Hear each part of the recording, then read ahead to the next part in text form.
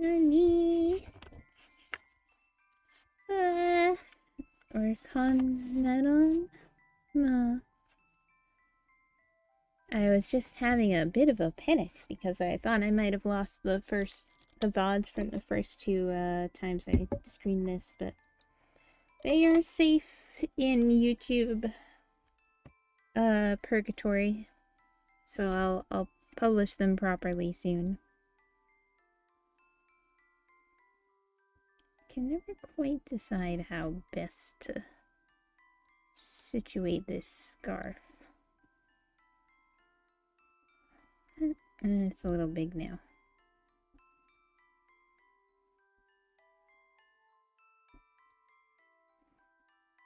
That seems pretty good.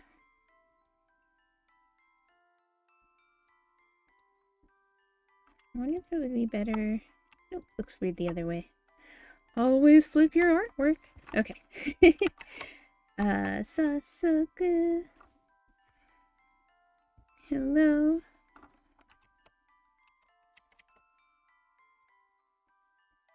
Wandering Dreamer, hi Dawn. Well, I guess if I... Let me know, friends, what you would prefer that I call you. Hi Dawn, are you gonna be, you're gonna be streaming later? Nice. Thanks for popping in. If you're still going when I'm done, I'll take a peek. Although, realistically, I will probably go to bed when I'm done. I'm so sleepy.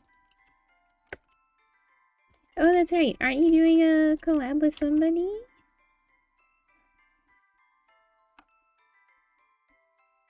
Yeah, okay, cool.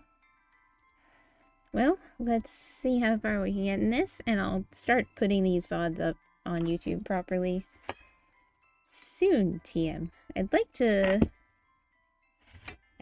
finish, oh yeah, the Sailor Moon RPG looks fun. It's amazing that I am aware of more than one streamer right now who's playing the, that particular Sailor Moon game. But yeah, I'm hoping to finish chapter 2 if possible. I'm also tired, so we'll see. Oh, right. Gotta load a save. Kimi no na wa. Oh, it got an updated translation recently? That's wild. It's like an emulated game though, right? I see. Alright, 早速行きましょうか. Let's get started. Oh, for SNES, I see. Ahem. Wait, let's try my tea first. I have this new melon tea.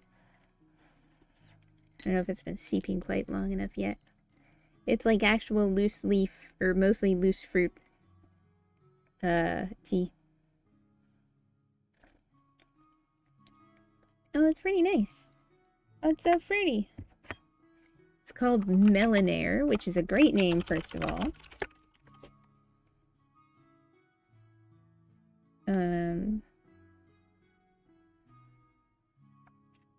I don't immediately see it on the internet. But it's got actual little cubes of honeydew melon and apples and some other stuff. Exactly. A punny name. That's what I'm here for. So I'll be sipping on that. For the atmosphere and also because I'm cold. Sateto. Okay, where were we? Let's take a peep.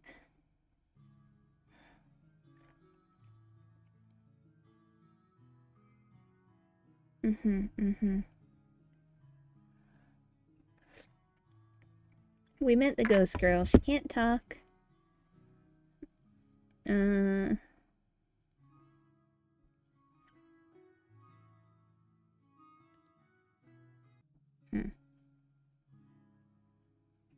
Then why are we talking about terror following us all of a sudden?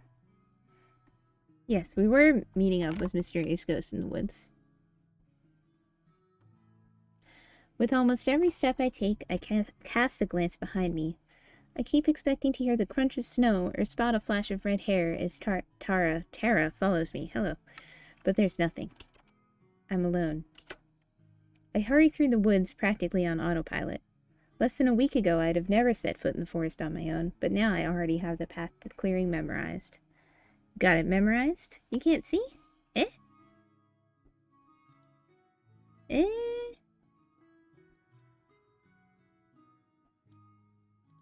It's showing in my, my OBS. Can someone confirm?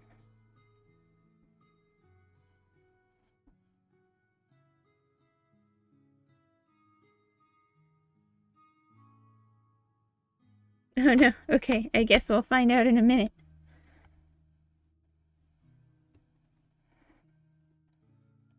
Okay, good. That's good. Thanks, Twitch. It gives me extra time to worry. What am I even doing?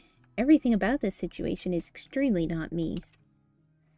Heading off on my own into a dark forest without telling anyone to go meet up with a ghost? Even thinking the word ghost still makes my heart lurch. I've seen her with my own eyes, and yet I still have trouble believing it. And I'm just trusting that she's not going to lead me to her lair and suck out my soul or something like that. I feel like Gretel, and I'm not even being cautious enough to leave a breadcrumb trail.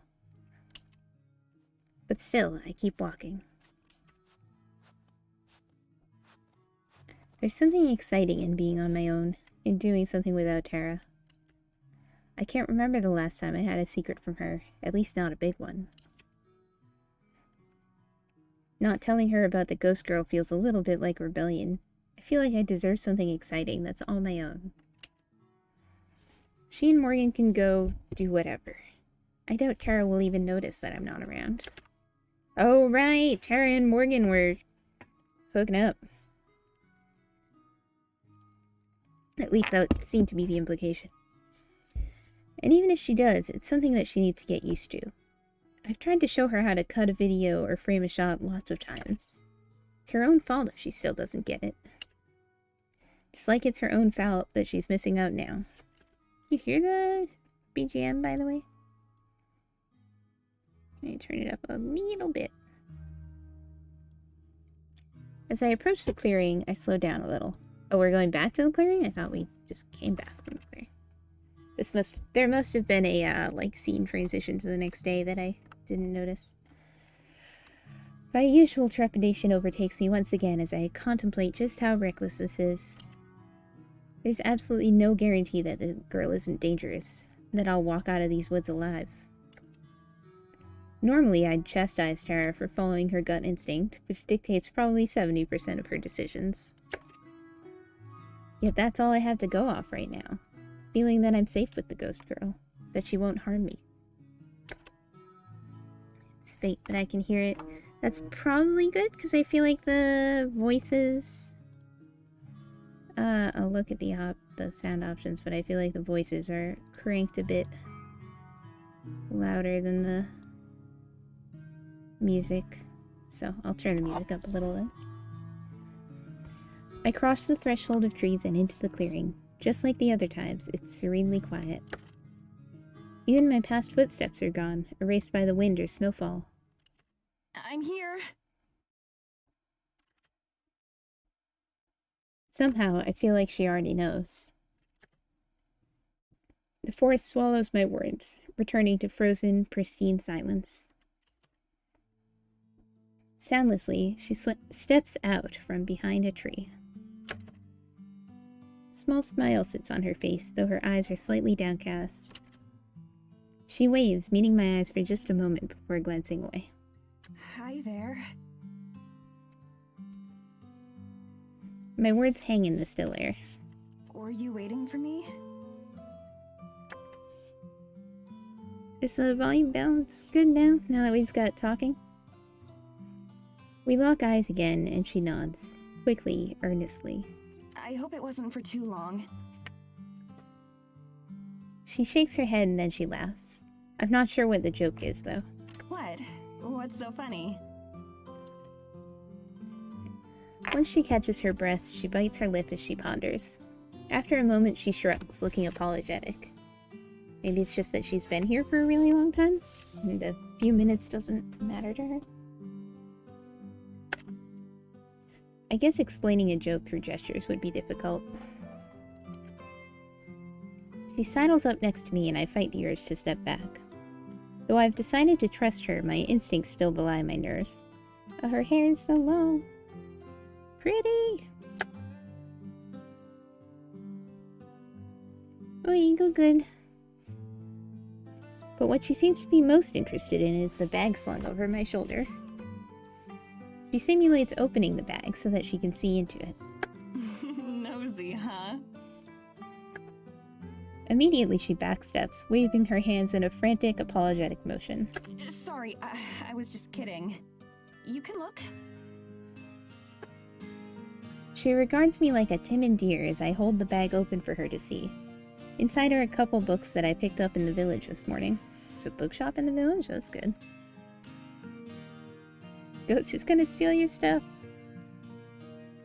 I hold up the first one, small and square and baby blue. I got a really strange look from the person who runs the bookstore because of this one. It's a book of baby names. Oh, is it so she can find out what her name is? That is really smart. Kando shimashita. Her eyes go wide and she grasps at her belly, then points at me. It takes me a second to understand what she means, and for some reason, I feel my face flush. No, I am not pregnant. But I thought maybe you could use it to show me your name? If it's a name that would be... Before I can finish my sentence, she zoomed back over to me, all sense of personal space once again discarded. She clasps her hands, a fiery look in her eyes, and hops up and down. This is, yeah, I mean, I already have been impressed with the writing of this game, but I feel like that's a very, like, practical, solution for how do you find out the name of a ghost who can't talk. Frankly, it's adorable. Guess you're a fan. Okay, cool. She eyes the book hungrily. She must be really excited to share her name with me. It's a little exciting for me, too. It's nice to see someone so happy about being with me. Oh! I fight to keep an overzealous grin off my face. Okay, let's see. I look around. Aside from trees and snow, there isn't much. I wonder if there's something about this place in particular that the girl likes. Or maybe she died here? Is there somewhere nearby where we could sit down? It feels a little weird to just keep standing. Finger on her chin, she ponders. Then she turns and points towards the woods, even further in. I can tell from the look in her eyes that she's uncertain. I swallow a lump in my throat. I've come this far, after all. Sure, that's fine. Lead the way. I gotta start doing what Leary does and recording all of my, streams.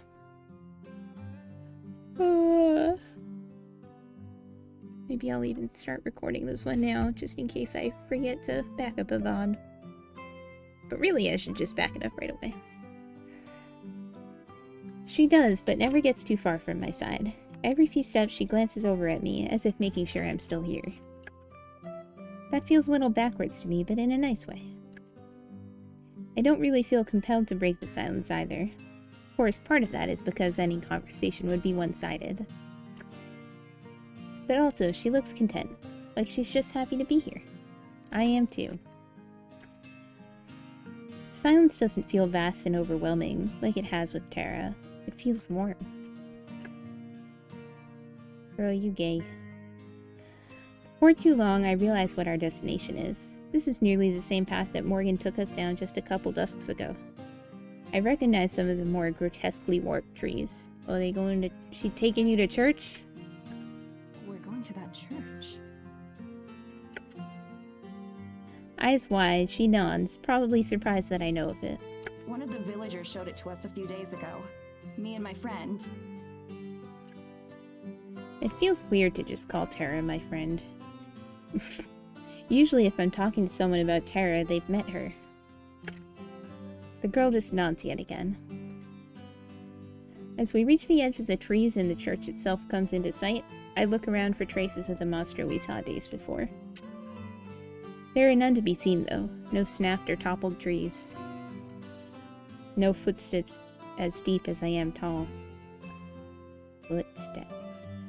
Much like the girl beside me, there's no trace of its existence. I look over to the door of the church, where she's patiently waiting for me. Once again, I fight back all my fears and hesitations and head for the door, too. It's too late to turn back now. The door is still slightly ajar from our visit days ago. A thin trail of snow powders the entryway, but otherwise the church is dry. It's still unnaturally warm. I wonder if that has to do with the girl, too. From the way she walks, I can tell she's familiar with the place. Sorry. She heads to the front, stopping just shy of the altar, where she turns around to face me. Oh-ho. Being back here is a little unnerving, and I slowly approach her. Though she hasn't given me any reason to be suspicious, the image of those monster's eyes is ingrained in my memory. Oop, I didn't run the, thing here. I almost want to cover up the,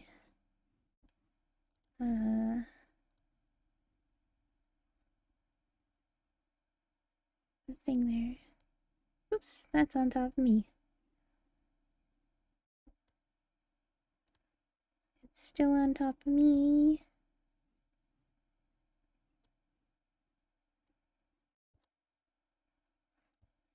It should go under the chair. Okay. Sorry. Lactose-free pizza. Thank you for the follow if you happen to be here. It's a good name. But this time, there's no howling wind or earth-shaking footsteps. Just the one girl waiting patiently.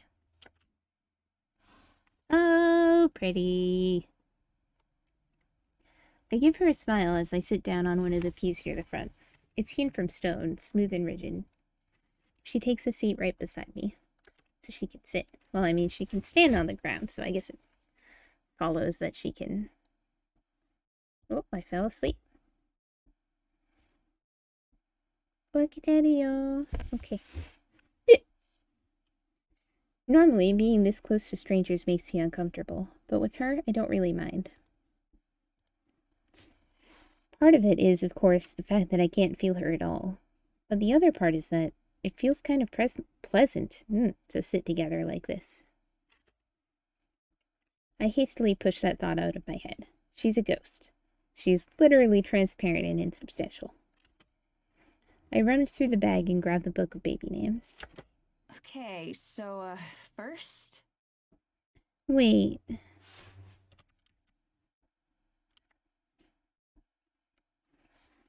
Looking at the way... Is it a scarf or is it her shirt? Sorry.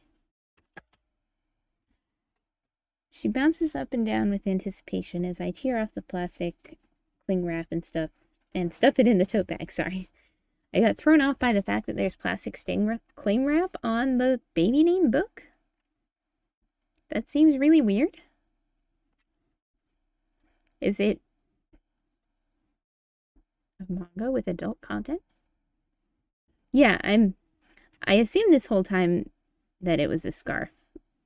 But just the way that it happens to be falling like right over the boobs. And then in like the previous shot, I was almost like, wait, is it like a weird turtleneck shirt? But it's a scarf, right? That would be the plot twist of the century. Shrink wrap, not safe for work, baby name book. Is the first letter early in the alphabet? It's also a smart approach. She nods and holds up one finger. I. L? 2 shakes of her head. She touches her index fingers together and then uses her middle finger to cross between them. Oh, an A. That's convenient. Enthusiastic nodding. God, I thought this was going to take all day. I flipped to the first couple pages in the book, right in the middle of the A's. The first name I spot is Amber. Impatiently, she leans over and motions to go further back, towards the start. I turn the pages slowly, giving her time to scan. It has bad names. Ah, that's so cute! Get out of here!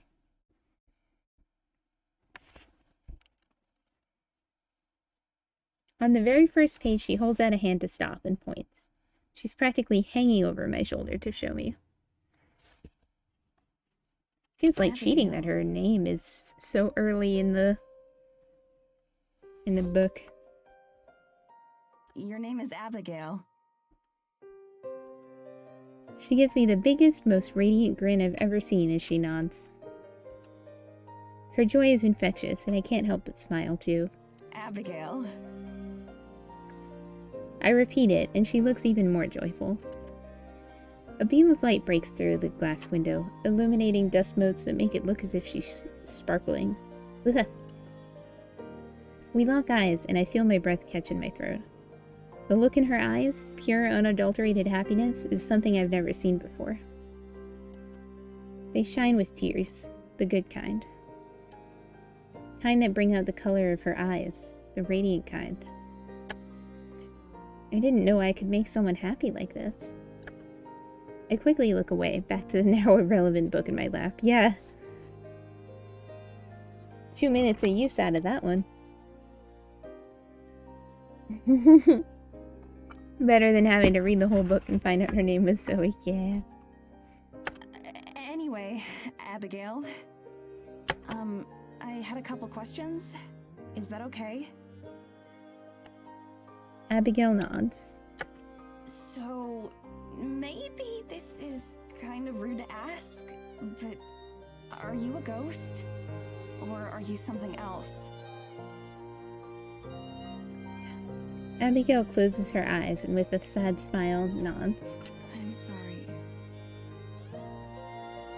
I'm not sure what the appropriate response to something like that is. Then, are you from Eisenfeld? Nod. Do you know a girl from there called Morgan? She shakes her head. That makes sense. I'm sure Morgan would have mentioned her before, if so. I feel like she might be from, like, a while ago. The dress looks a little old-fashioned, unless she's just into, into that. So have you, like, been a ghost for a long time then? Yeah. I cringe a little as I ask. It seems gauche. Wait. Although I'm not entirely sure what proper etiquette is for this kind of conversation. Sorry, I apparently don't know how to pronounce anything. In answer to my question, she nods again. Do you know how long? A shrug. She holds up 2 fingers and 2 fists. Ah, I was gonna arbitrarily guess 100 years, but... 100? Another shrug and a nod. 200 years. I think there's a little shirt peeking out under here. Oh, and this is very clearly a scarf. I just got confused by that one shot. I murmur it to myself in slight disbelief. It could be more. I doubt she's been keeping track of every day. The world out there, the world I come from, it may as well be another planet for her. I'm sorry. Night God doesn't look very 1800s to me. Tashkani! Looks old-fashioned, but maybe not that old-fashioned.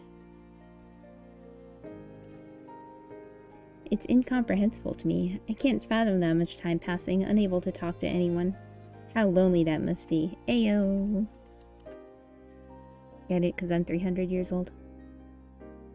She's closed her eyes yet again. Though I've been interpreting her silence as serene, I wonder if that's how she feels. Like it's made out of polyester, you'd get it, Old Navy. Oh no. These yes or no questions are practically the extent of what I can ask her.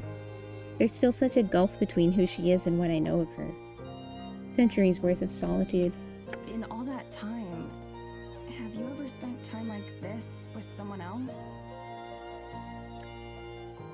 Without opening her eyes or looking at me, she shakes her head again. I'm the only one? Nod. I fall silent too, my head still reeling. There are so many things that I want to ask and want to know. How did she die? Why did her spirit stick around? Does she know about the thing we saw in the snow? Why am I the first person she's shown herself to? There's no way she could answer, and even if she could, I wonder if she'd want to. Is it impolite to remind a ghost that they're dead? It's morbidly funny to me that these are questions I have to ask myself. Kara would love this. Kara would... I pushed that thought out of my head too. Kara's not here right now. It's just me and Abigail. Would you like me to read that other book? Her grin returns, the moment of melancholy dispelled. Melancholy. Seems I made the right call in changing the subject. I show her the cover before I crack it open, enjoying that new book smell. Was this one wrapped in cling wrap? This is a book I read a lot when I was younger. It's about a girl who wants to be a hero, so she goes on a quest with her best friend to prove herself. Subtle. It's a little childish, I guess, but maybe you'd like it? Abigail claps her hands and nods. I have a feeling I could read the dictionary to her and she'd be satisfied, but I don't mention that. Okay. I smooth a crease and open to the first page. Once upon a time... It's a story that I could probably recite by heart. My mom used to read it to me when I was a little girl, and it was one of the books that I used to learn to read. I was both surprised and excited to see that there was a copy in Eisenfeld's bookstore. I settle into an easy cadence of reading. Though I'm not used to reading out loud, it starts to feel pretty natural after only a couple of pages. Like my mom used to do, I give all the characters different voices. I don't have quite the range that Mom does, but Abigail seems to enjoy it all the same. She smiles and laughs in all the right places. Apparently, I am not so hot at reading out loud either. It makes my heart warm to see how much she's enjoying it. Her eyes are closed again, but she looks quite content. Oh, wait, how is that possible? As we finish chapter 2, Abigail scoots a little bit closer and rests her head near my shoulder.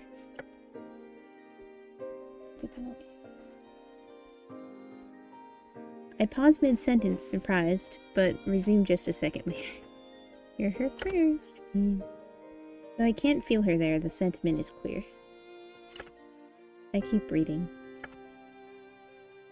Sometimes when I glance down, I can see that her eyes are open, reading along.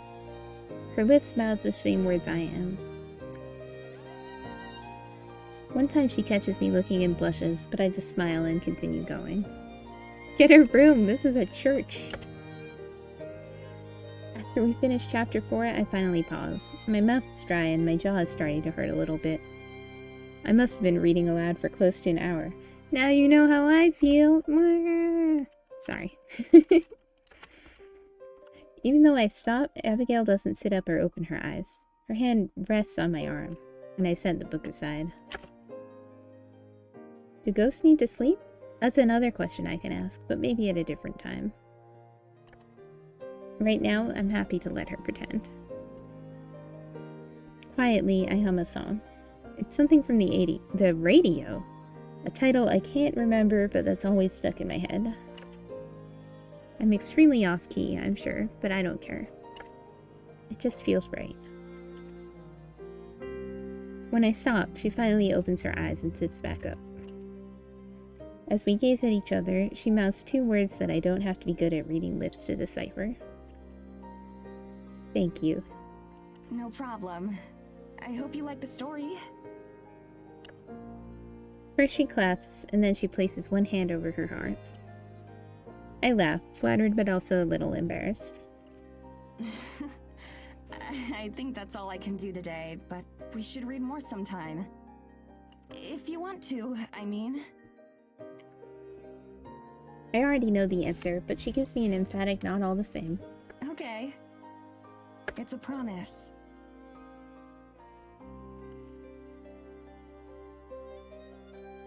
She touches her heart again, and I smile.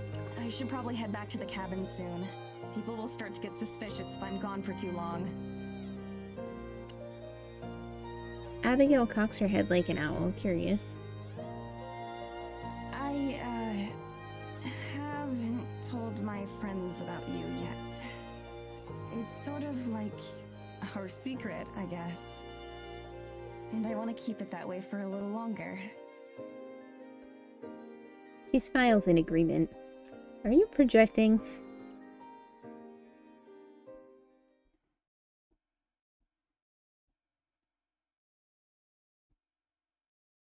Once it starts getting dark, we say our goodbyes and part ways at the church. Same as when we first met, she watches me go until she vanishes from sight. As I head back to the cabin, my head is swimming, or maybe drowning. It's hard to think of anything but Abigail, all alone in the middle of the forest for centuries. What's her story? I want to know, but I doubt I ever will. Yet I'm already looking forward to seeing her again. Even though in the back of my mind, I'm aware that Tara and I will only be here for a few more weeks. It seems almost cruel, knowing that this is also short-lived. If I were her, would I rather have a few weeks of happiness just to lose it again, or never have anything at all? The question makes my head and heart hurt. The walk back feels like it goes by much quicker than my journey to the clearing and then the church. As I get closer to the cabin, I can see that the windows are dark. Tara must be in town or out with Morgan somewhere. I wonder if she noticed I was gone. My musing is interrupted by the sudden sound of footsteps in the snow. The mayor steps out from behind a tree, just like Abigail did earlier. Good evening, Madison. Evening, Miss Mayor. How long were you hanging out behind that tree? Where have you been? I freeze. Her tone is sharp, with no pretense of being conversational. Her glare is even sharper. Does she know about Abigail? Or about the forest spirit? Surely she would have mentioned it if so. I mean... My mind reels while I stall for time. I was out for a walk. In the forest. I'm bad at lying, so I try to just tell her half-truths. I can see that. Where did you go? Around. I was just walking around. Needed the fresh air. Alone? Where's your friend? Or my daughter? With each question she asks, she takes a nearly imperceptible step closer. I shrug, trying to look indifferent. I don't think it's working. I'm not sure. Tara and I had an argument earlier. I wanted to be alone. An argument? Regarding what? Wow, nosy. She's far too close for comfort now. Close enough that she could reach out and grab me by the throat if she wanted to. That's specific. Still, I'm so taken aback by the nerve of her asking about my personal issues that my voice comes out stronger than I could have hoped for. I'm sorry, but I'm not comfortable talking about it. The mayor regards me for a long moment. Yikes! Her nostrils flare. I meet her gaze and don't look away, even though I desperately want to. I half expect her tongue to shoot out and taste the air like a snake. It feels as if she can see right through me. Is that what snakes are doing when they stick their tongues out? I'm almost certain that she knows I'm hiding something from her, more than just my argument with Tara. I see.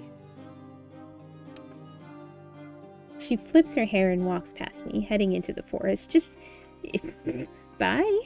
Be careful, Madison. The woods are dangerous on your own. What? Whoa! Spooky cackle. The fuck was that?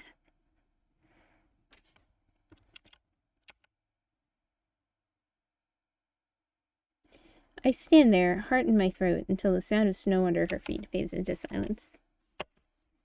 Shuddering, I hurry the rest of the way to the cabin. Oh, we're changing perspectives. Okay, that hasn't happened before.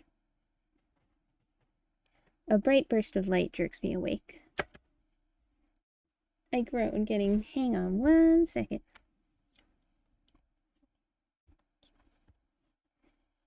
Boop, boop, boop, boop.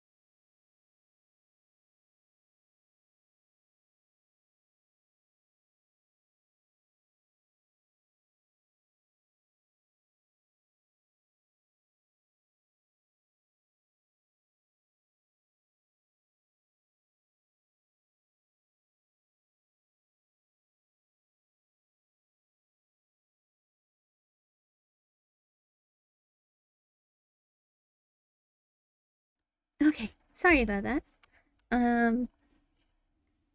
Okay, bye, Dawn. Thank you for coming by.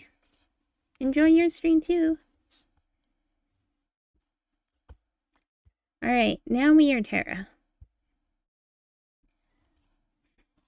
I can't do a Terra voice, so I'm just gonna keep reading in my fairly neutral narrator voice. I might make some more tea soon.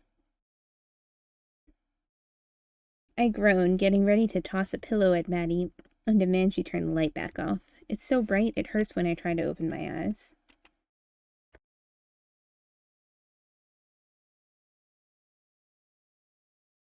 And I did not unmute. Okay. Bye, Dawn. Thank you for coming. Enjoy your stream. But yeah, sorry about that. I had a situation that I wanted to make sure was not a situation. I was unmuted. Well, that's weird. Well, sorry you heard that twice then.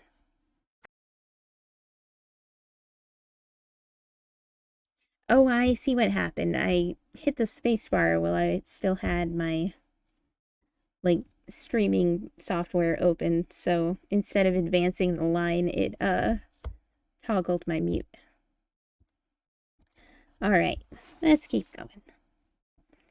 But when I do, I realize the light is coming from the window, and it's not a window I recognize. Whoa. Uh-oh. Whoa! Tara and Morgan wake up naked in bed together, covered with blankets. Morgan is still sleeping, while Tara is sitting up. I think these are kind of like closed captioning. Yeah, apparently it is the morning after.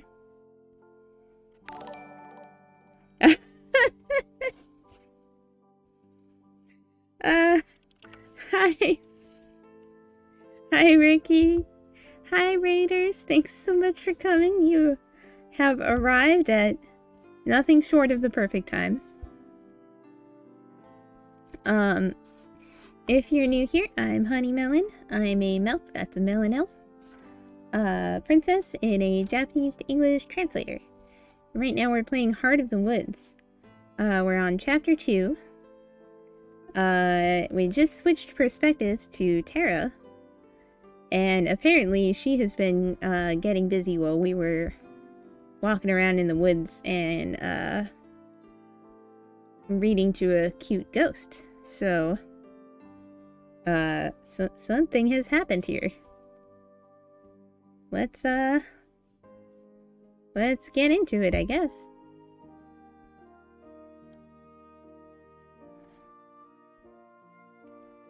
Morgan is starting to stir next to me, an adorable little smile on her face. It's so cute that for a minute it distracts me from the fact that she's completely naked. It takes another second for me to realize that I am too. I yank the covers up to my chest to, well, cover myself. Memories of last night start to come back in bits and pieces.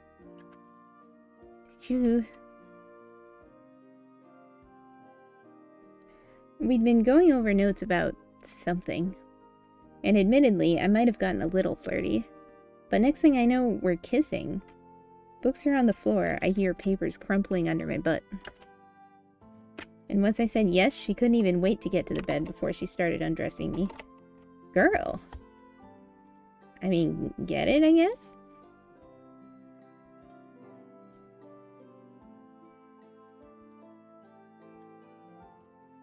And it's not that I'm complaining, but it was definitely the last possible way I thought she'd respond.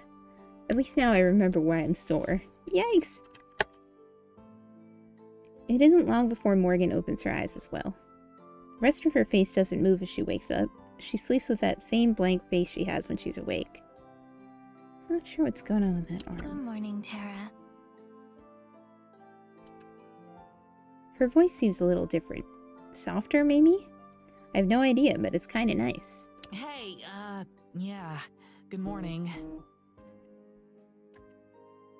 I cringe at the sound of my own voice. That was way too loud.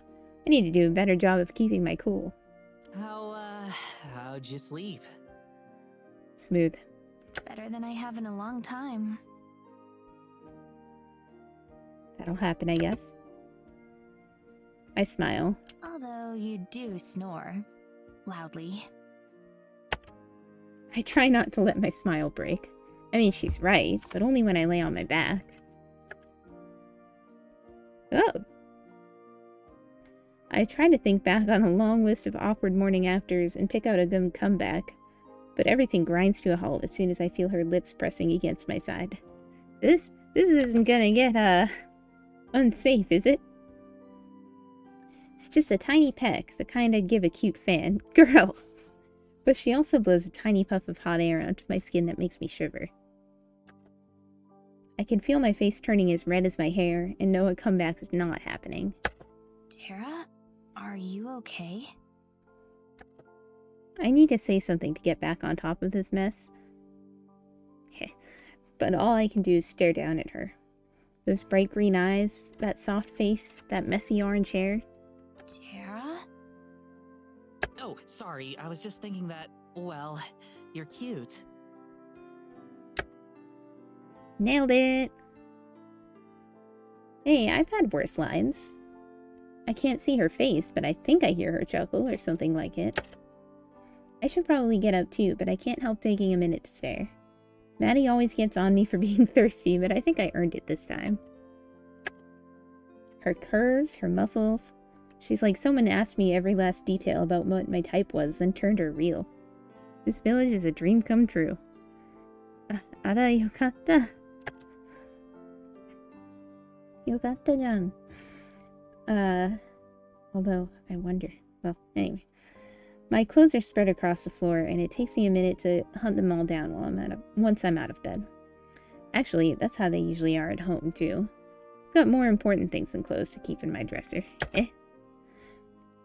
Morgan's already dressed by the time I get everything together, with her hair back in its usual pigtails. Cute as they are, I kind of miss how it looked down. Weren't they in? Hey, Because they weren't. so, Is something wrong? your mom isn't home, right? I'm pretty sure she won't be happy if she sees me coming out of your room first thing in the morning. You made enough noise last night that she'd know anyway. I don't think she's going to do anything about it. Wow. Roasted.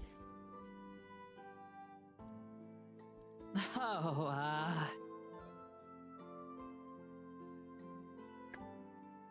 I feel like I'm burning up, but her expression is the same as ever. She's not even trying to be smooth, and she's still better at it than I am. And I'm already really good. great, yeah, cool. Glad we don't have to worry. I'm going to go make some coffee for us. That's my bra, by the way. How are you gonna put on someone else's bra and not notice?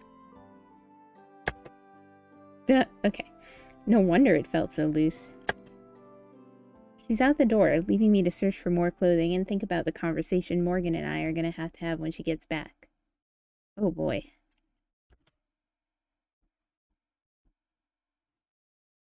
I'm still thinking about what I want to say when she returns with the coffees, already chugging hers down. I usually make it strong, but I put plenty of cream and sugar in yours, so you should be fine. I normally take it black, actually. I saw your daily routine video.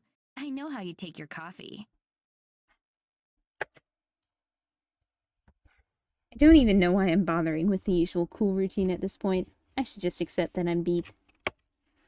I take a tiny sip of the coffee and nearly fall back down on the bed. Even with cream and sugar, this is the strongest thing I've ever tasted. She drinks this black? Is it too much? I can put some liquor in it if you want. Isn't it like 8 in the morning? Yes. Why do you ask? Morgan. I sigh and take another bitter sip. The last thing I need right now is alcohol. Hey, so... She's got a I Terranormal think we need to poster. talk. Sure. What about? I'm not sure if she doesn't know or doesn't care about what I'm going to say. But from the way she's acted so far, I'm pretty sure it's the second one. Look, you're a really great person. I really like hanging out with you, and I had a great time last night. I Mm-hmm. know. Wow. She needs to stop making me blush. I probably look the same way Mads does every time I try to introduce her to a cute girl. I just want to make sure we're clear on what that was all about. I don't want you to get the wrong idea. I mean, I'm not really the dating type, and I'm gonna be leaving in a month. I'm happy to do stuff like this as long as it's... Tara. She doesn't sound frustrated or upset. If anything, her voice is softer. We talked about this exact thing last night. You're cute, you're fun, and I really enjoyed having sex with you. But that's all this is, and neither of us expect or want anything different. You don't have to give me any excuses. Blunt as ever. She takes another sip of coffee as I breathe a sigh of relief. All that worrying for nothing. Great! Awesome, cool. Yeah, I'm glad that's settled then. Were you drunk last night? Like, you don't remember these things? I guess I'm not one to talk. I forget everything. I should feel relieved, relaxed, all that good stuff. With the rough part out of the way, I can go right back to being as intricate and charming as always. So why do I feel like I'm the one who got let down here? This kind of thing shouldn't bother me, even if it didn't go the way I'm used to. This is why I hate taking time to think about things. So, did you make that sweater yourself? Morgan's eyes widen at my question. Looks like I found a good way to move on. I did, actually. My ex showed me how to knit a few years ago, and I've been doing it ever since. It's a nice way to pass the time. If you want, I could make you something to take home when you're done here. Getting juicy. That'd be super cool. Everyone I know wears coats like Maddie's, or one of those big puffy marshmallow coats. I'm sure some hand-knit stuff would break the mold. You expecting a coat? Aside fact that you insist on going investigating in nothing but a light jacket made me assume you didn't like coats in general. Maybe I was just waiting to get in on the hip cool fashion trend. Coat seems like something kind of difficult to make in a few weeks. How do you even knit a coat? I catch her smiling in between sips. She might act different, but I get the feeling that we're on the same wavelength for some things. I mean, obviously, since we ended up together, but still. Well, not together, of course, but... I thought it was because of your shirt. You wear that same moon shirt in every vlog you do. I didn't expect it to be the same way in real life. It was actually Maddie's idea, believe it or not. Something about having a, visual brand for the sake of the show. I figured my winning smile would be enough, I didn't do a shout out for Ricky. I mean, as long as people like it. Alright, Elden Ring. It's probably a little late now to ask how it went, but... I didn't realize she was that invested in the show. I figured she didn't care that much. Wow. Stirring the pot out here. Ouch. Hearing her mention how distant Maddie seems is a pretty painful reminder of how much things have fallen apart between us. She used to be. Back when we started, she was a lot more invested in this whole thing. We've been inseparable since high school, and I figured she was really excited to keep that bond going strong. She was in pursuit of large hats, beat some cool bosses. Oh, very nice. Gotta get those large hats. For the brand. Speaking of visual branding. That's pretty incredible. I don't think I've had any friendships that lasted more than a year. I realize that she hasn't mentioned a single friend since we got here. I guess claiming your cat talks to you probably doesn't score you points with anyone other than me. Oh yeah, it's been like around 10 years or something. Don't tell her I told you this, but we actually met because we were both total goths. I jump when Morgan suddenly bursts into laughter. I've only known her for about a week, but it feels weirdly unlike her. Probably because it's the most emotion she's shown since we met, and that includes last night. I can't imagine Maddie walking around with raccoon eyes and dyed hair. You have no idea. She was goth enough to put me to shame. Always talking about the darkness in her soul. Chilling with all other cool goth kids, calling herself Raven. It was great. I had a friend who called herself Raven in high school. I have a friend, in fact, who... You were part of a group? Do you keep in touch with any of them? I'd hope at least one of them Her kept the shameful look. chin of your past.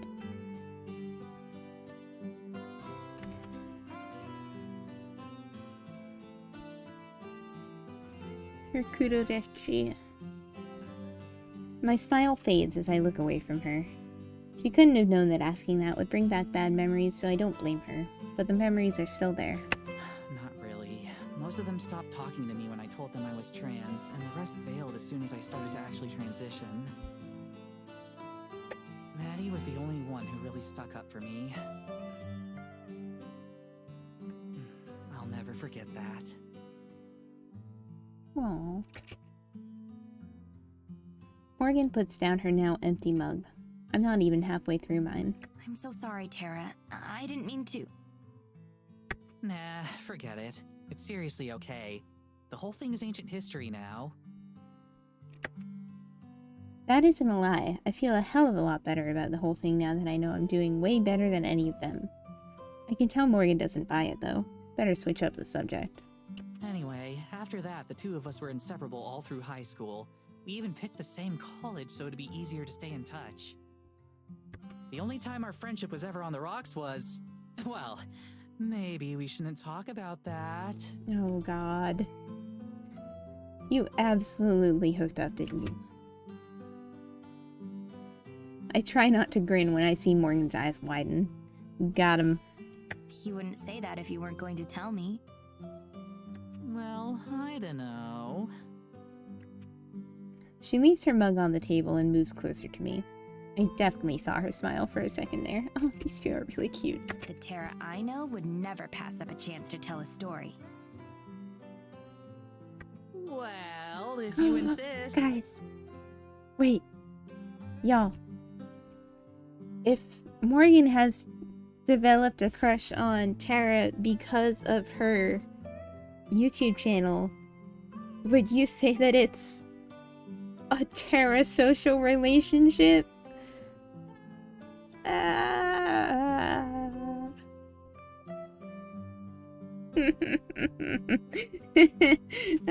Don't boo me. I mean, I deserve it, but... okay. Maddie and I actually dated once. For a few Yeah, weeks back when we first started college. bye, Everyone we knew was pairing off, so we figured we should try it too. It's our secret shame. I knew it. I'm not surprised. You two would make a terrible couple. Jeez, blunt much? You're not wrong though. It nearly killed our friendship. Thankfully, we called it off and went back to being Maybe friends. they didn't actually, We haven't had any trouble since. Is that Till so? now. Yeah, until now. So much for lightening the mood. I don't know. I guess her deciding to walk away from everything we built together doesn't exactly make me feel jazzed about our friendship. Her having different priorities doesn't have anything to do with friendship. Hey, look at you, voice of reason. What, like going back to school? She hated school. So either that's some bullshit excuse, or she just hates working on Terranormal even more. She was talking about coming back. Having real proof seems to have changed her mind. And then what? She goes along with it for another few months and gets sick of it. I can't deal with that again. I can tell I'm getting louder, but I don't care. I haven't had a chance to let any of this out since it happened. Morgan, of course, doesn't even flinch. The thing is, Now she's acting like she wants to be in on the action again? Am I really supposed to believe that she wants to commit to this? but she... I'm not an idiot. It's not like I'm ignoring the fact that she keeps running off to the woods to be by herself. I'm supposed to just be cool with that? You're the one who told her to stop getting involved. Tara, I'm so sick of all this bullshit. Maybe I'd just be better off without her. Tara! I jump as her voice drowns mine out completely. This burst of emotion isn't funny. It's honestly kind of terrifying. Stop. Just stop. You have no idea what you're talking about. Whoa. You don't want Maddie to leave the show, but you're refusing to listen to her when she talks about coming back. You don't want to lose your friendship, but you're freezing her out when she tries to make connections again. I love your show. You know I do. But there are more important things in your life than talking about Bigfoot in front of a camera. Holy shit. What the hell was that? I don't know. I think she's, I think Morgan's great. Listen, Tara, she also found a cute new girlfriend. Yeah, maybe that's it. She just shot through my bullshit like some kind of forest-dwelling therapist. How I'm trying to be. How am I supposed to respond over that? Or how am I supposed to respond to that? All I can do is sit back down on the bed and let it wash over me. Once in a while, my eyes just like jump to the next line and pick a new bonus word. She sits down next to me and takes my hand in hers. She gives it a little squeeze, and I squeeze back. I can already feel myself starting to calm down. Oh, you guys. Gals. When Morgan speaks again, her voice is back to its normal flatness. Talk to her. Tell her how you feel and what you need. You can't spend your whole time with me and expect her to feel appreciated. I don't want to leave you out, though. You're the whole reason we're here. Plus, like, I really like spending time with you. I do too. But we'll have plenty of time together. You're here for an entire month. Yeah, of course. The word month makes me feel a weird little pang in my chest. For some reason, I don't want to think about how temporary this is. For some reason... I let go of her hand to take another sip of coffee. It's barely lukewarm now, and I consider just spitting it back into the cup. That definitely wouldn't be a good look, though. Do you want me to take you back to the cabin? I think I'm gonna do a little more investigating here first. Give myself some time to think about what I want to say to Mads. That's a good idea. Hey, first time for everything. She lets out another little laugh. It's not nearly as big as her earlier one, but it's really nice to hear it after all that heavy stuff. I'll go set up shop then. Come see me when you want to ride back. You got it. I stand and stretch, scanning the room one more time to see if I'm forgetting anything. I suddenly feel like I'm gonna have like a Phoenix Wright, I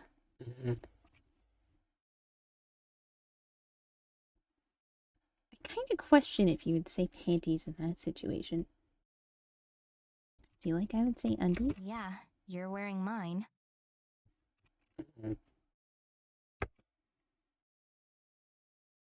I try to will myself not to blush, determined not to let her get one more fluster in. Shit, sorry. I can change real quick. It's fine. You can wear them. Just give them back when you're done. And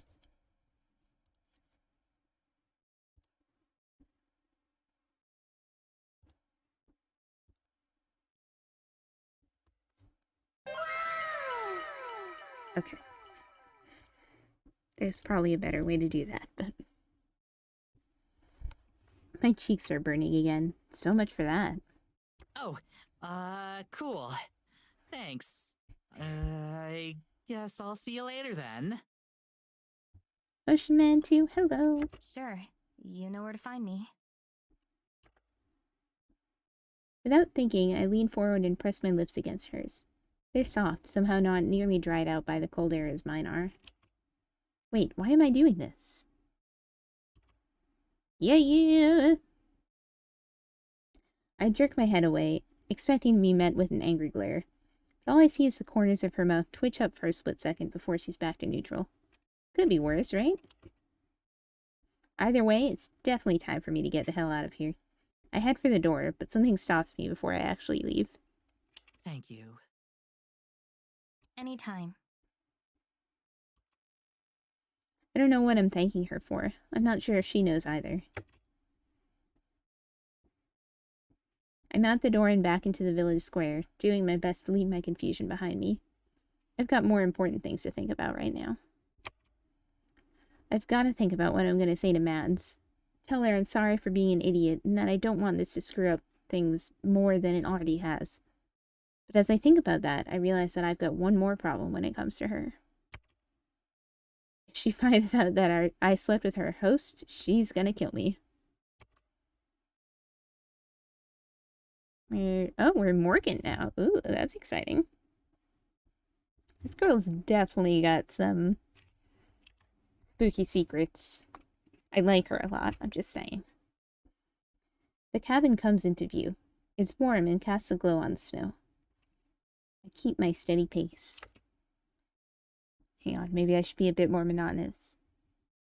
It's been a while since Tara and I talked. Things still aren't fixed. They've improved. She's getting Maddie's help filming now, but I can still see that distance between them. It doesn't help that Maddie keeps choosing to stay behind when we go to the village. Her excuses are always flimsy, but Tara doesn't push it. I'm not sure if she wants to. Ooh, are we gonna snoop? I'm not entirely sure what to do. I never expected this to be easy, but now it's gotten complicated in a way that I couldn't have predicted. Is she just trying to save her show? Her fave show? Channel?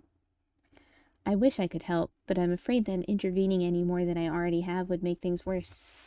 Maddie still doesn't trust me despite everything. I have to believe it's not too late. Oh!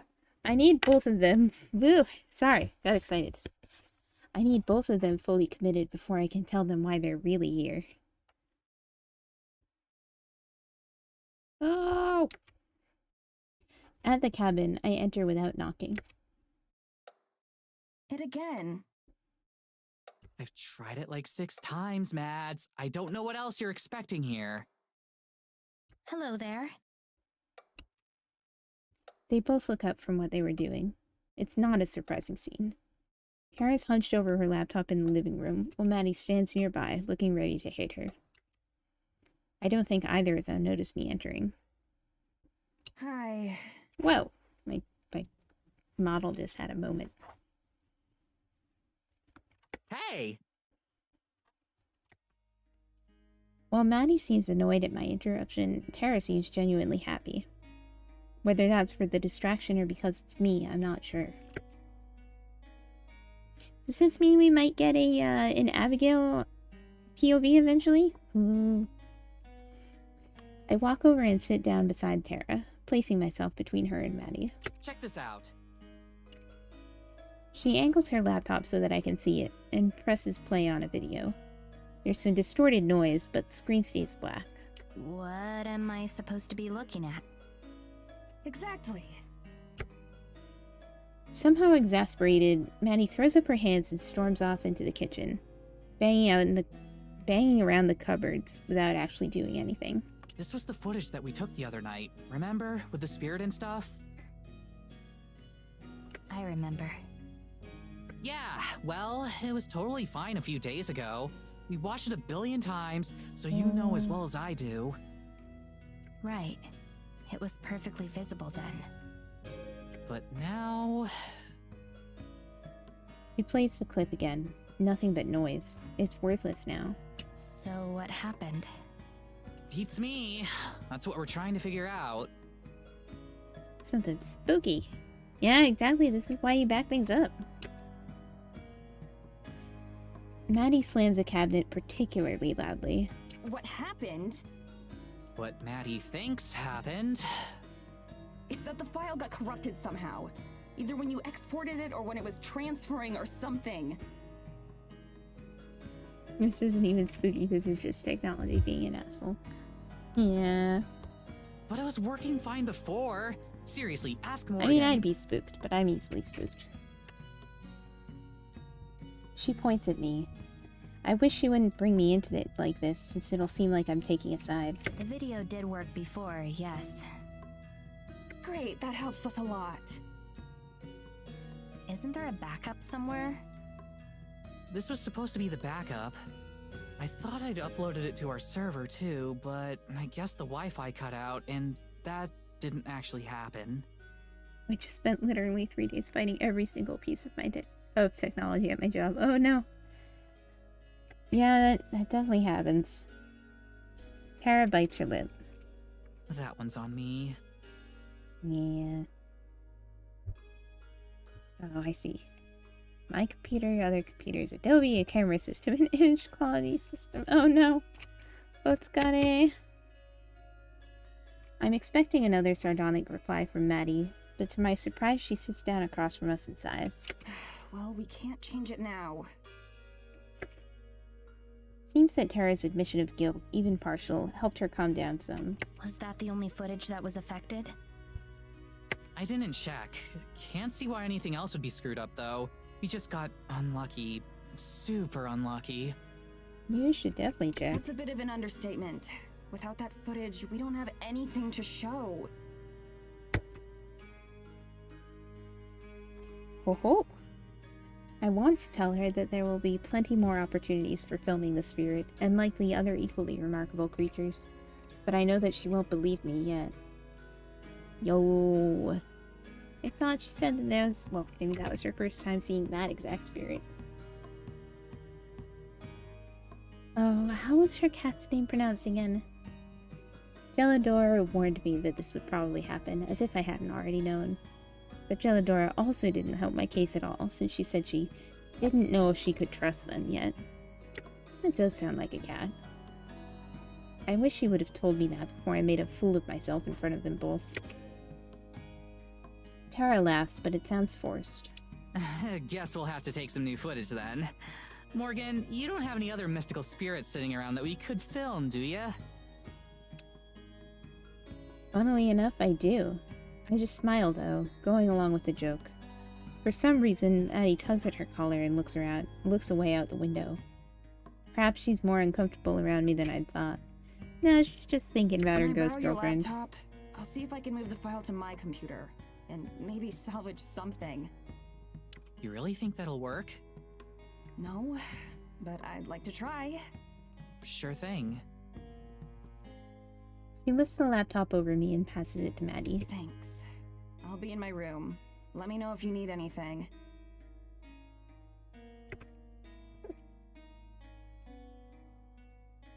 Can certainly try. She leaves, taking Tara's laptop with her. She pushes her bedroom door, but doesn't close it all the way. Beside me, Tara places her hand over mine.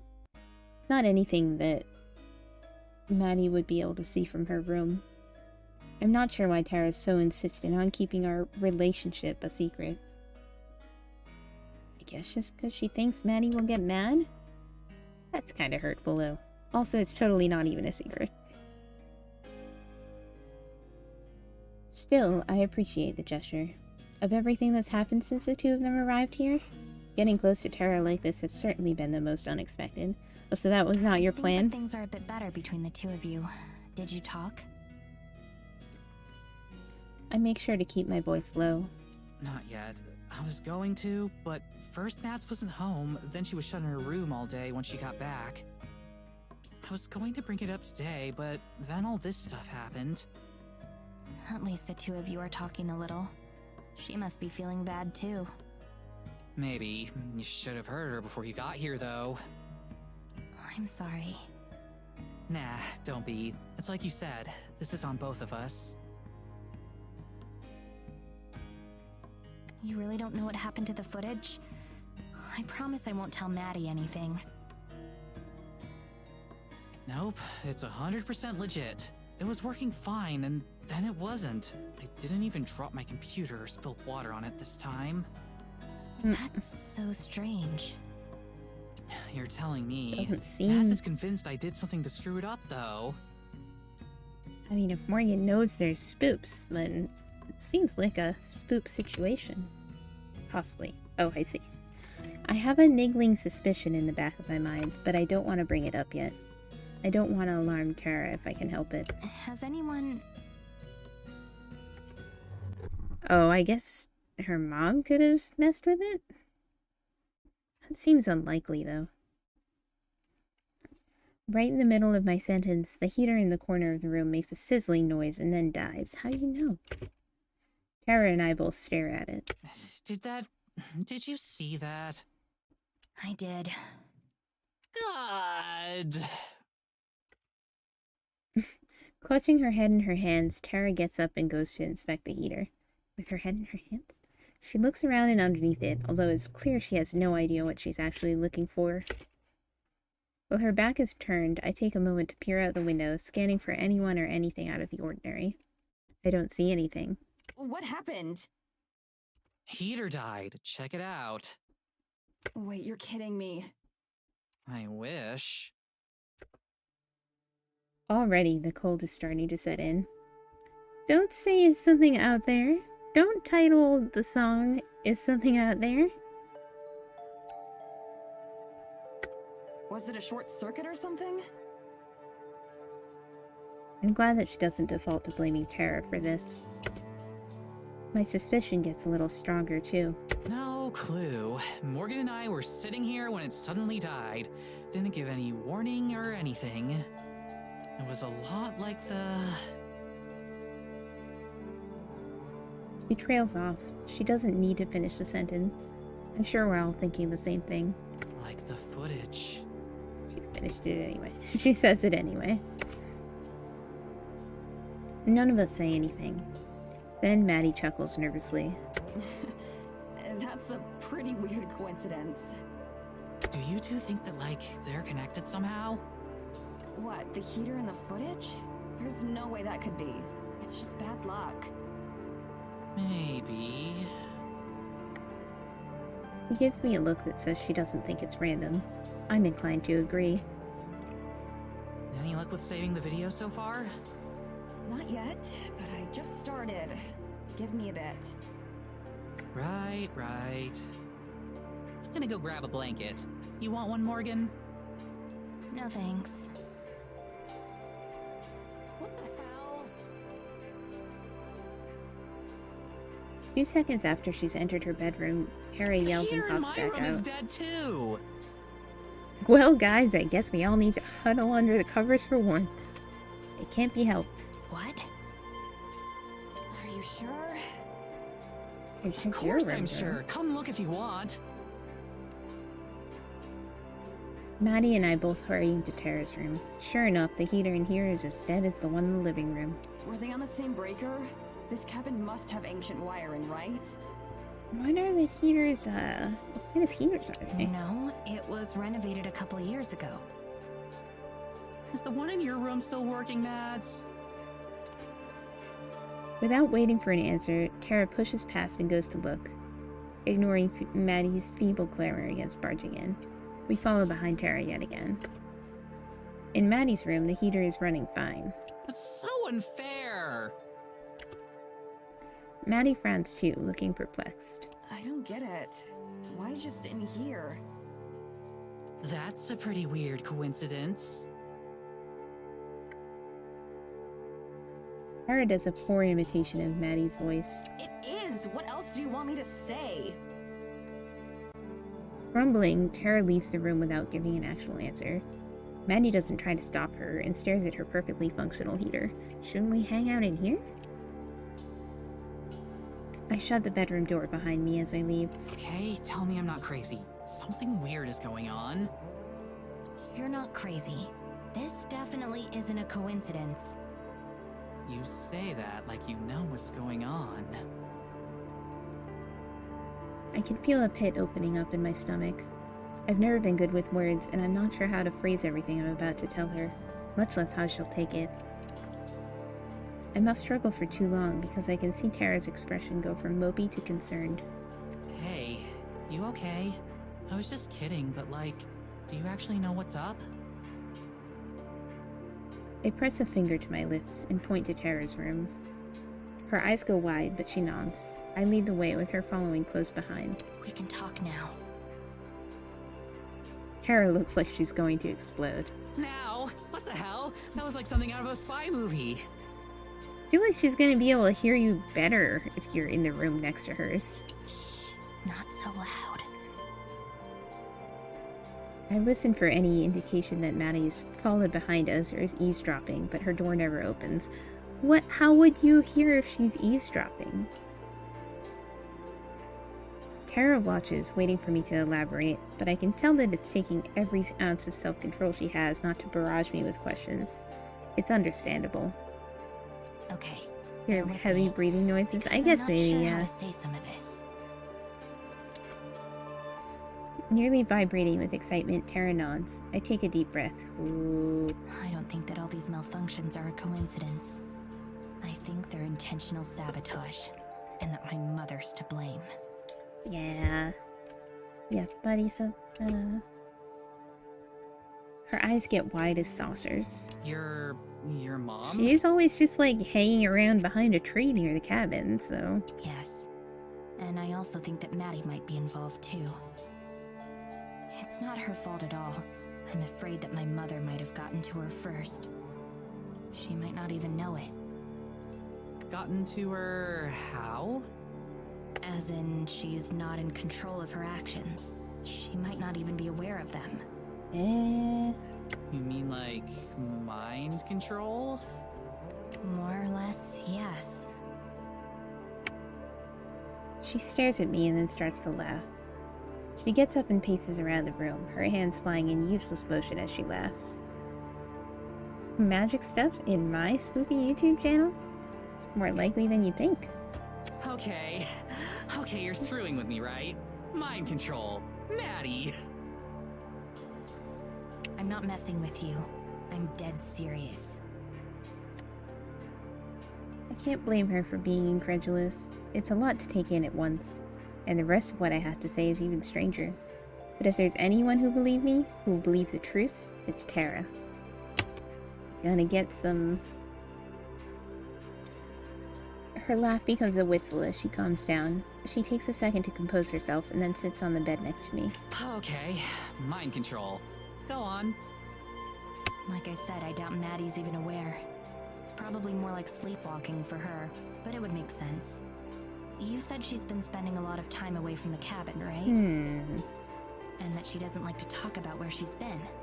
Plus the footage being damaged, and then the heaters dying. It makes sense. You're gonna have to sell me on this more. I wouldn't say that makes sense. What's the point of it? Why would your mom do that, and how? Like we haven't even approached the point of making sense. It's weird what I read. I know. I'll explain. I'm trying to remain calm myself, but there's a nervousness that I've never felt before.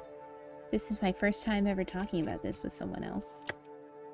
No matter how many times I'd imagined this conversation and rehearsed it in my head, it's nothing like real life. My mom Without it. isn't really my mom. To be frank, she's not even human. Not anymore. Yeah, I mean, she's got like an evil theme song, so I kind of suspected she might be the villain. Also, you know, she's been acting villainous. I pause, waiting to see how Tara takes it. No reaction. I doubt that anything I'm saying even registers as a possibility to her. The only choice is to go through it all and hope that she believes me in the end. The person you've met, the creature, is something else, using a human woman's body as a host. She has the whole town under a glamour that makes them loyal to her, and she has for years. Longer than I've been alive. I think she has Maddie now, too. The reason that I sent you an email and invited you to Eisenfeld isn't because of the forest spirit or any of that other stuff, although it's related too. The reason is because I need your help. Evelyn, or the thing inside her, is going to try to kill me soon, to use me as a new host, within the next few weeks. You were the only people in the world who I could think of who might believe me. There wasn't anyone else I could ask. She knows that too, which is why she's trying to get rid of you now. Ruin your trip, make you want to leave. For the spoopy, stay for the family drama. It does kind of explain why the villagers were acting so sketch. She would never hurt either of you. Too many people would notice if something happened. There'd be way too much unwanted attention on her. But if she could get the two of you to leave Eisenfeld, then she'd be able to proceed with her plans. I'm pretty sure that's what she's trying to do. Through Maddie. Right, I feel like she could kill them and frame Morgan. That's it, I guess. Not that I'm, you know. As I finish speaking, I look down at my legs. It feels like a weight has been lifted off my chest. If nothing else, I'm glad that I got to tell someone. Even if nothing changes, at least I got to share my story. If she doesn't believe me, if she thinks I'm as crazy as Maddie does, then I'm out of options. The silence stretches on, and I glance up at Tara's face. Someone usually so expressive and easy to read. Her face is immutable. I can't tell what she's thinking. She just stares at me intensely, more scrutinizing than I've ever seen before. I meet her eyes, willing her to search mine and see that I'm telling the truth. I want to reach across and grab her hand. More than that, I want her to grab mine. Tara huffs, blowing a loose strand of hair that's fallen over her face. She blinks, pops her knuckles, scratches her leg. Then finally she half smiles. Okay, so then what do we do now? Does that mean that you believe me? My breath catches in my throat, scarcely daring to believe it. She hasn't confirmed yet. She could just be playing along. Of course I do. Oh, I can't help myself. I lean forward and wrap my arms around her in a very selfish hug. I'm so sorry for dragging you into all of this. She doesn't deserve any of what's going on. I brought her into my own world of problems. Her arms wrap back around me without hesitation. Hey, I'm glad you did. Really? Of course! If some other paranormal blog got this scoop, I'd be jealous forever. Girl. We both laugh.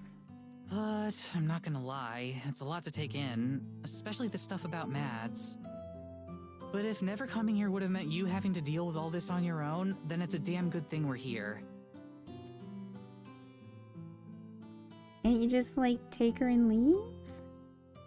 Or does she not want to leave the town with the spooky, demon mayor? For the first time that I can remember, I feel warm and comfortable. It's a moment that I wish would last forever. You didn't the other night? For warning? I don't deserve her support, but I'm infinitely glad that I have it. Now let's go kick your mom's ass! Not so loud. I laugh again. I'm glad that she's able to keep a light heart through all of this. We're going to need it.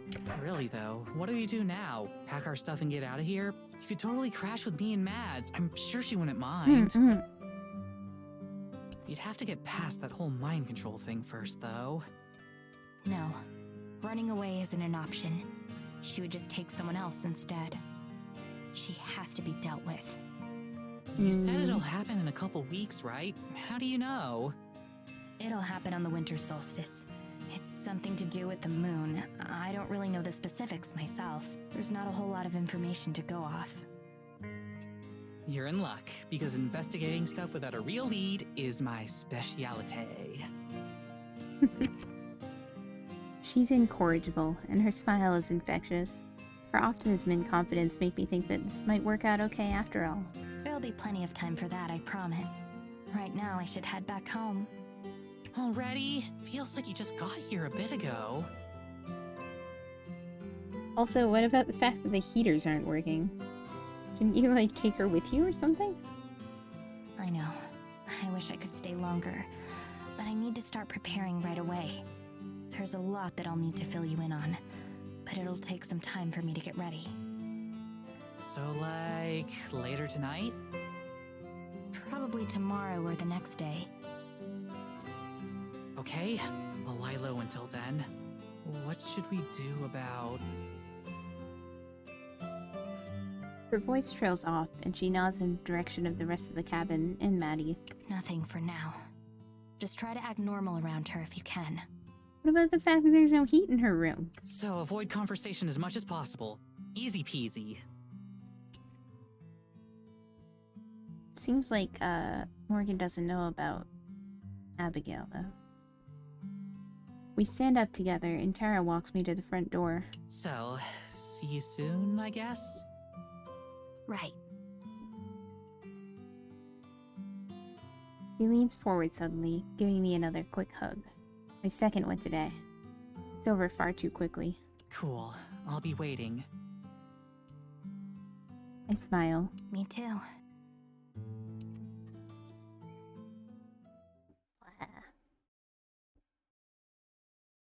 It's always scary going home and facing the prospect of seeing Evelyn face to face. Today, though, it doesn't seem as bad. There's still a long way to go. With Tara's help, there's a chance that everything will work out. That's more than I've ever been able to say before. Wow. An hour, Maddie. I wonder how much longer this chapter is. The skies are gray out when I wake up.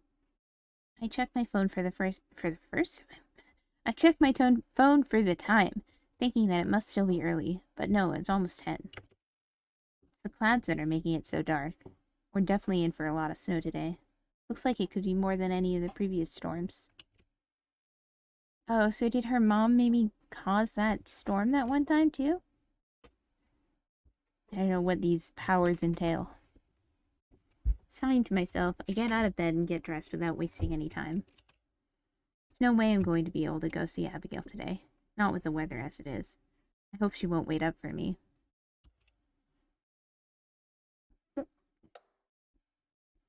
It's frigid in the living room. I spent a while trying to fix the heater, but to no avail. I don't even know what's wrong with it. Tara must have had it pretty rough too. At least she could bundle up in blankets to keep warm. The door to her room is shut, so she's either gone or still asleep. I really have offered to let her sleep in your room.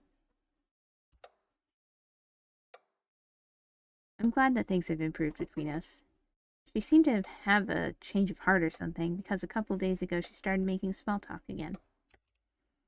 Even our argument over the footage wasn't as explicit as it could have been. If it had happened 3 days prior, we probably wouldn't be on speaking terms at all anymore. Is this just the next morning? Because she's about to act weird. Again. If so. I make myself a bowl of cereal and have a quiet breakfast alone.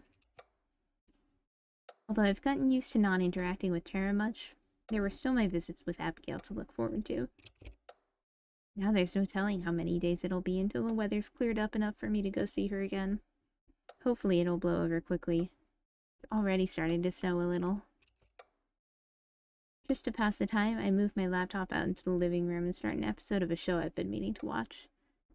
Did you download it? Or do you have enough Wi-Fi for that? I keep one headphone out so that I'll be able to hear if Tara leaves her room. She never does. After 2 episodes, I get up and knock on her door. Unsurprisingly, there's no answer. I take a quick peek inside, empty. She must be at Morgan's again. Yeah, there's heat there. At this point, it's pretty obvious that they're more than friends. I'm not sure how I feel about that. It's none of my business, of course. They're both adults and can do whatever they want, but I can't help being a little envious. It's been more than a year since I've been on a date. Things ended sort of messily with my last girlfriend, and since then I haven't really been looking. Working on the show kept me busy enough. Still, it wasn't that I was trying to avoid meeting anyone new. It just didn't happen. I'm not like Tara. I can't talk to strangers and carry on a conversation straight away. Business stuff, sure. Small talk, no way. I've always been a bit jealous of that. So seeing how quickly and how naturally Morgan and Tara ended up together feels like a painful reminder of my own social inadequacies. I guess there's an expiration date on their relationship, whatever it may be, though. It's hard to believe that we're already halfway through our trip in Eisenfeld. It occurs to me that I'm in a similar situation with Abigail. Although our friendship is nothing like Morgan and Tara's, not yet. I know she's close. It's also time limited. That thought hurts more than I expected it to. I wish there was some way she could come back with us. I wonder how difficult it is to smuggle a ghost internationally. That's the kind of problem Tara would be great at solving if she was around. In fact, I wonder if maybe I should take this opportunity to try to mend things with her. Assuming Abigail was okay with it, I could take Tara to meet her. Well, not quite as dramatic as the forest spirit. Having a genuine ghost on film would still be a huge win for the show. I've been thinking this, but she should really try and see if she can even, like, photograph or record Abigail.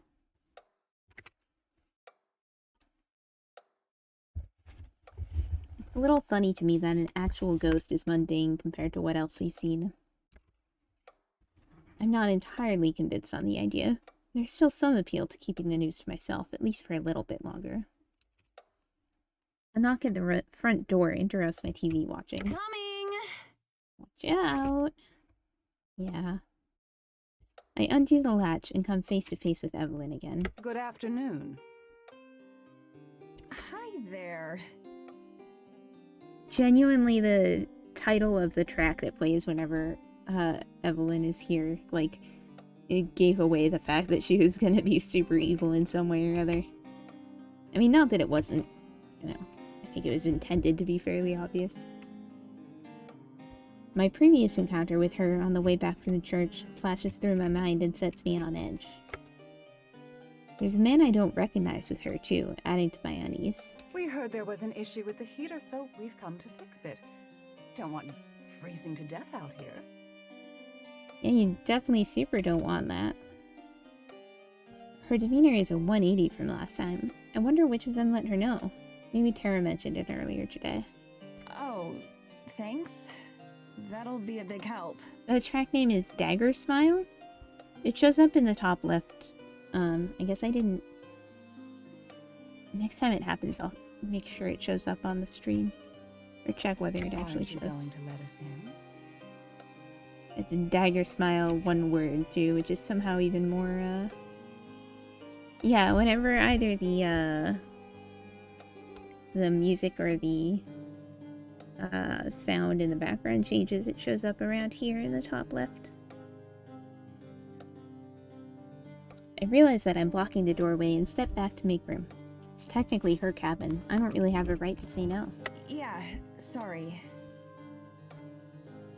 The guy with her brushes past me and heads to the heater, getting right to work. Meanwhile, Evelyn and I both sit down in the living room. I stare at the floor, hoping that she'll start the conversation. But she seems content to just look around the room, admiring the decorating. When she clears her throat, I flinch. I'm very sorry for the discomfort it must have caused. Even a single night without the warmth can be most unpleasant. She stares at me intently, like she's hoping for me to catch some hidden meaning. Whatever it is lost on me. It's fine. It was just one night. Thanks for It was taking just care of one it night. so fast. Of course.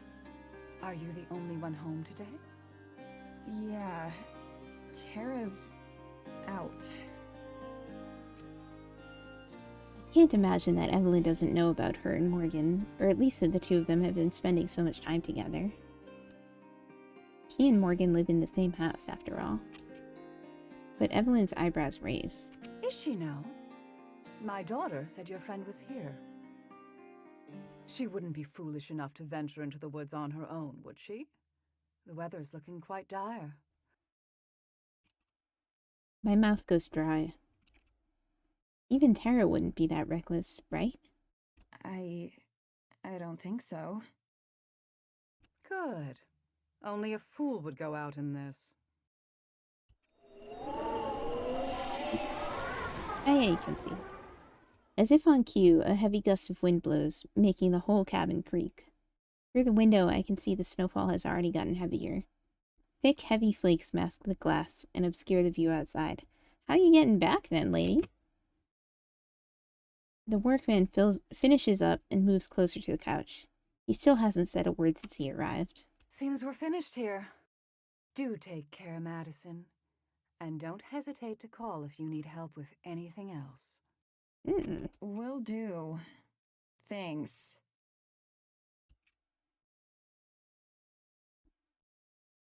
The two of them leave as abruptly as Morgan always does. The moment the door shuts behind them, I leap up and head for the landline phone. I don't know what that was about at all, but it's obvious there's something more going on than I'm aware of. Something sinister. There's a small scrap of paper jammed underneath the phone with Morgan's phone number scribbled on it. I dial and wait, praying that the weather won't render the phones useless. It rings and rings and rings, but doesn't pick up.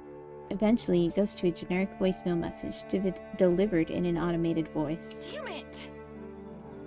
I slam the phone back to reset it and then dial again. Please, please, please. If she's not there, if she's not with Morgan, then I don't know what I'll do. I don't know where else she could be. On the third ring, the phone clicks as someone answers. It's garbled and hard to hear her, likely because of the storm. Morgan? The person on the other line says something unintelligible. Hello? It's just barely clear enough for me to hear my name. Yeah, it's me. Hey, listen, is Tara with you? There's another pause and some staticky noise, then a beep as the line goes dead. Oh! Frantically, I hit the redial button. This time, she picks up on the first ring. Hey, it's me. Is Tara with you? There's a noise, but I can't tell if it's her answering me or just interference. Sorry, what? Again, the only response is garbled nonsense. Spoopy. I try to talk to her several more times, but nothing is intelligible. I don't even know if she can hear me. The call drops again, and this time I don't bother calling back. I could try to send her an email, but it'll take forever before the webpage loads enough for me to do that. I try to make myself calm down. Logically, she's got to be with Morgan. There's nowhere else she'd go. Evelyn must have missed her somehow. Or she's trying to get you to go out in the snow by yourself.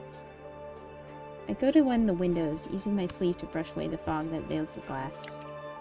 It's already a blizzard out there, snowing harder than anything I've ever witnessed. That's when I see her. Flash of red hair over by the tree line. Terra. Oh, there she is! Kore da yo, kore. She's just standing there? When she notices me, she waves. What the hell is wrong with her? I pound on the glass, pointing downwards to indicate that she should come in. Come inside, you moron! What are you doing?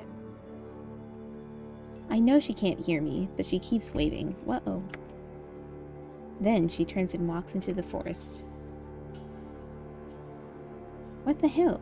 She's lost it. She's absolutely lost it. I fight against the wind just to open the door. Terra! My voice is swallowed up by the wind. There's no way she could have heard me. I try yelling again, but the cold stings my throat. Is this some idea of a joke to her? It's a terrible one, if so. Stepping out the front door, I can barely see her amongst the freezing, swirling snow. She's just standing there waiting for me. I linger, not sure what to do. I can't just leave her there, but going out in this would be asinine. He weaves again, more urgently. A save in case I get forced to make a choice here.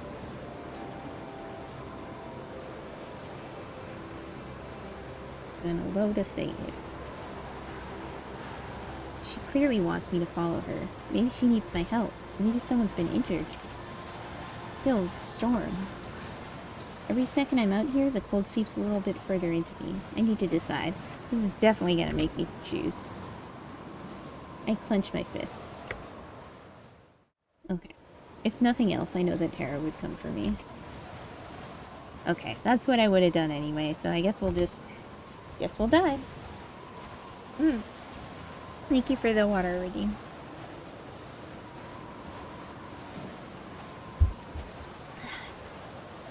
Bracing myself, I start walking towards her. It's nearly impossible. Just keeping my balance and remaining upright is a chore. Every step I take feels like a battle against nature. Slowly, though, I do it. Once she sees that I'm following her, she starts walking again. I wish she'd wait for me to catch up so she could at least tell me what's going on. Maybe she's a delusion that you're having. When I cross the tree line, the wind gets noticeably better, although the cold is no less bitter.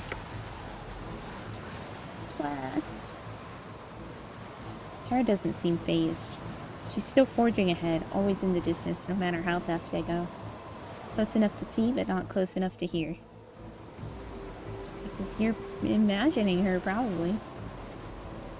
After a few more minutes, I finally start to inch closer to her. I can't feel my hands or my feet, and my teeth won't stop chattering. I need to stop her now. My mouth is shaking too much for me to form any sort of coherent phrases. If I wasn't already genuinely scared, I am now. Then, without warning, Terra stops. She stands completely still, back toward me. I do my best to push forward, finally making my way to her. Terra, we have to... I give up on words, instead reaching out towards her. My fingers are numb and heavy. Before I can touch her shoulder, though, she turns around. My blood runs as icy as my skin. Oh no, oh no, oh no!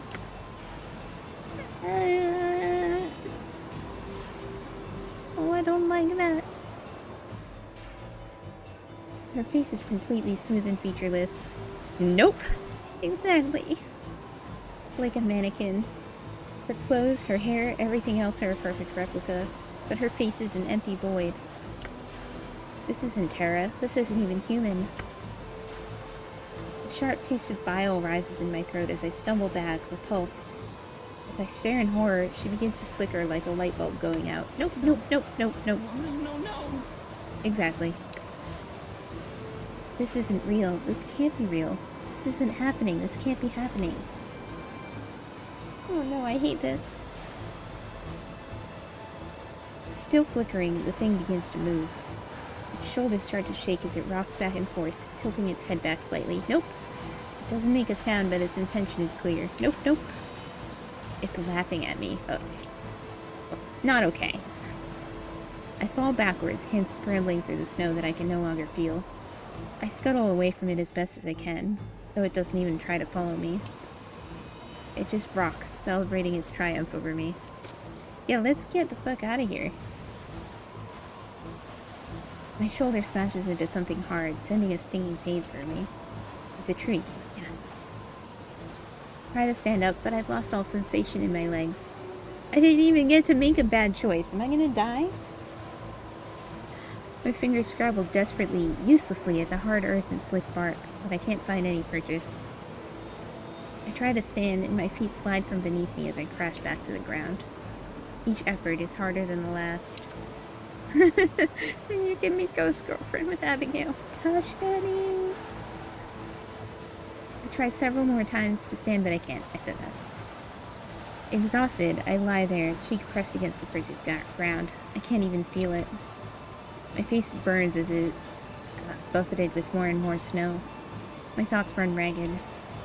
I know how hypothermia works, how fast it can set in. Surprisingly quickly, I'd once read. My body temperature only needs to drop a couple degrees to start shutting down. I can't muster the effort to move. The fake terror is gone now. The space it occupied is empty. I'm alone. The realization crosses my mind, surprisingly lucid. I'm going to die. This is the end. There is no after this. I've reached the end of my life. Give me ghost girlfriend. I don't know if she could really do anything to help you. Snow accumulates on my body. What parts I can feel burn. I'm grateful for those that I can't. My breath is barely even a wisp of a vapor. Ugh, I think the screen's getting darker. I try to tell myself that I'm wrong. The phone will find me. I can't die out here. I'm not some mountain adventurer. I'm not the kind of person this happens to. I can't freeze to death. I can't. And you do work on a paranormal YouTube channel. But I'm going to. What about Tara and BT? BT?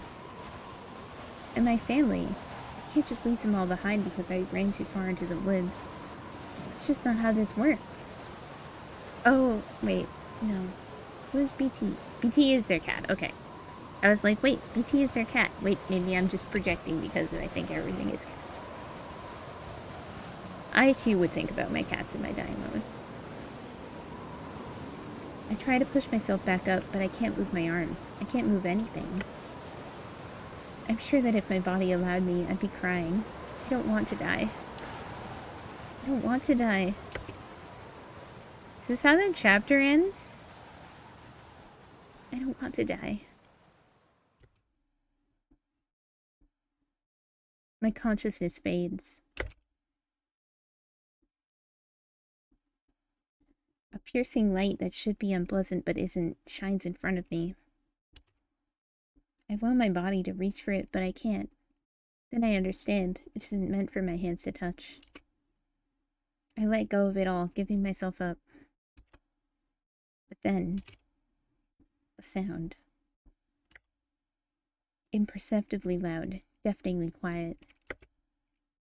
Something vibrant and full of life fills my tired eyes. It blocks the light. Into Another World is another very ominous, track name. And then, there she is! Ghost girlfriend to the rescue, except she can't do anything. Abigail appears, a look of shock on her face as she reaches out a hand to Madi. An angel appears.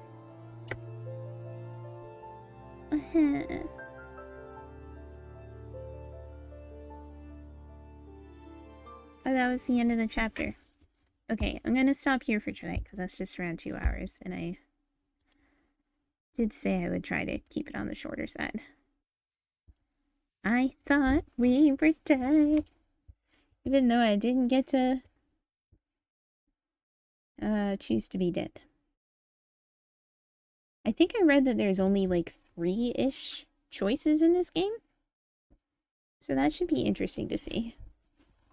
Yeah, we didn't die, at least. I mean, not to my knowledge. The music was called Into Another World, and then, and now she's not cold anymore, and her ghost girlfriend came to the rescue, so maybe she is dead and we just spend the rest of this game dead. Hey, maybe that's how they have a romance. Because I was feeling a little sus about, how you're gonna have a romance with a girl you can't touch or talk to. Or at least you can't hear. Read about it. 3 endings, a golden one, and 2 others. Gotcha.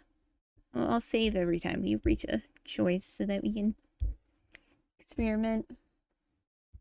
Or at least, you know, I want to get the best ending.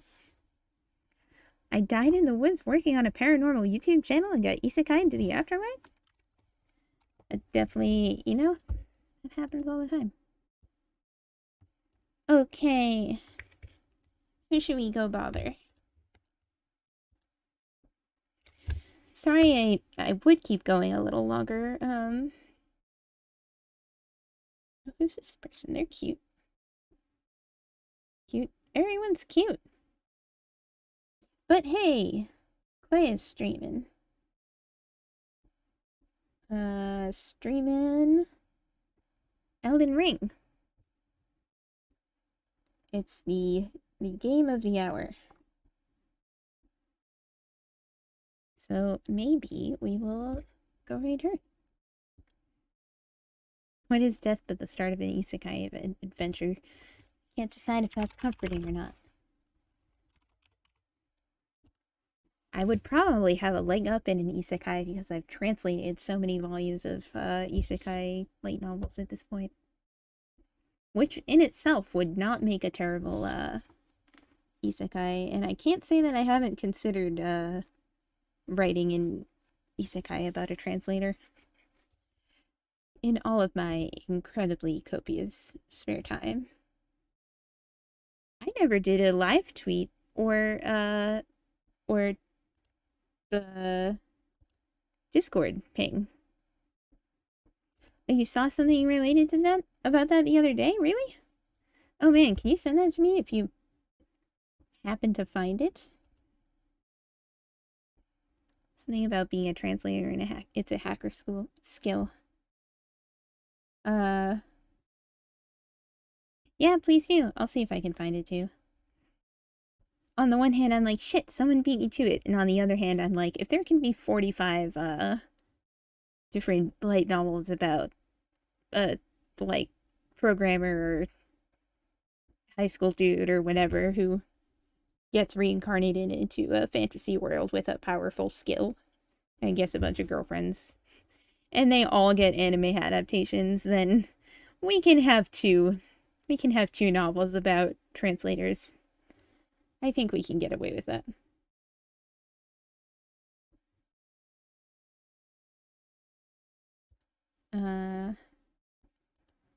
Well, I can't believe I forgot to do a Discord ping. I really have to find a way to automate that, I guess.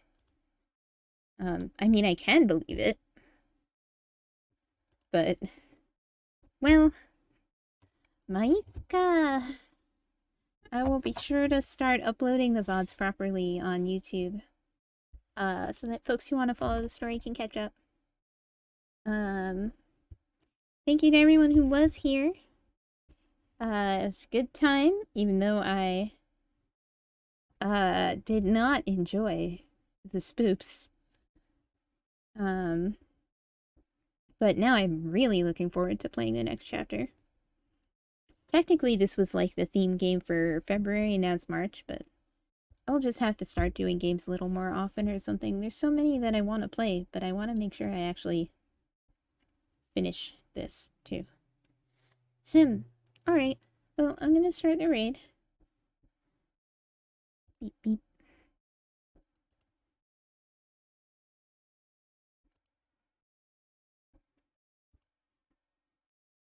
I don't know what that sound is. Kind of need a little while to decompress before I just go straight to bed, so. Yeah. Thanks so much. I'll see you next time. By next time, I mean probably tomorrow afternoon I'll do a work stream. And I might just stick to the same schedule next week so we can play more Heart of the Woods. Maybe I'll even do it instead of an art stream? I don't know. We'll see. We'll see. I wish I had time to stream more than, you know, once or twice a week as far as games and art go, but I don't right now, so my only option is more work streams. But it's fine, though. It's fine. Alrighty. Have a good night, everyone. Oats and melon. Stay warm if it's still as cold for you as it is for me. And especially for Maddie.